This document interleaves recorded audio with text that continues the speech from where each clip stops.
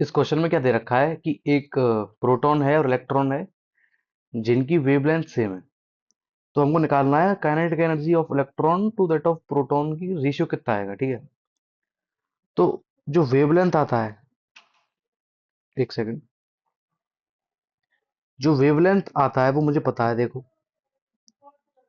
Wavelength होता है H upon P, जहां पर पी मोमेंटम है।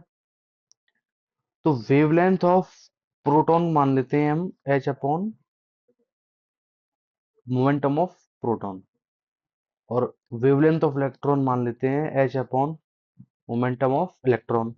ठीक है, अब ये दोनों बराबर दे रखी हैं, ये दोनों बराबर हैं तो दोनों की दोनों टर्म बराबर हो जाएंगी। यानी कि H upon P of electron बराबर हो जाएगी H upon P of proton के, तो ये दोनों की वेवलेंथ बराबर है। यहाँ से ये कट जाएंगे, तो मोमेंटम मोमेंटम ऑफ इलेक्ट्रॉन बराबर मोमेंटम ऑफ प्रोटॉन आ गया हमारे पास। ठीक है, ये आ गया मेरे पास। अब मोमेंटम को हम काइनेटिक एनर्जी के टर्म में कैसे लिख सकते हैं? हम मोमेंटम को काइनेटिक एनर्जी के टर्म में ऐसे लिख सकते हैं, देखो, two mass into kinetic energy. ये हमको पता है फॉर्मूला, ऐसे लिख सकते हैं मोमेंटम को। तो इन दोनों मोमेंटम को भी ऐसे लिख लेते हैं जो हमारे आए हैं।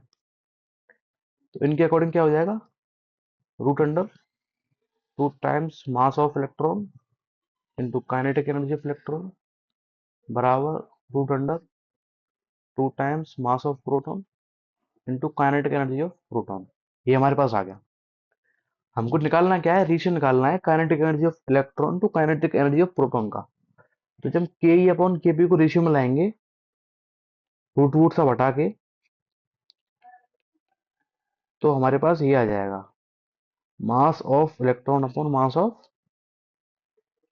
सॉरी, मास ऑफ प्रोटॉन ऊपर आएगा, नीचे मास ऑफ इलेक्ट्रॉन आएगा। ये आ जाएगा। यानी कि काइनेटिक एनर्जी का रेशियो निकालने के लिए हमें इनके मास का रेशियो निकालना पड़ेगा। अब प्रोटॉन और इलेक्ट्रॉन के मास का रेशियो हमें पता है, कुछ 18,000 के आसपास कुछ आता है। ठीक है, और ऑप्शन में जो इससे मैच हो रहा है वो ये पहला ऑप्शन मैच हो रहा है, सेकंड ऑप्शन मैच हो रहा है, सॉरी। तो ये इसका आंसर हो जाएगा, option number second. Thank you.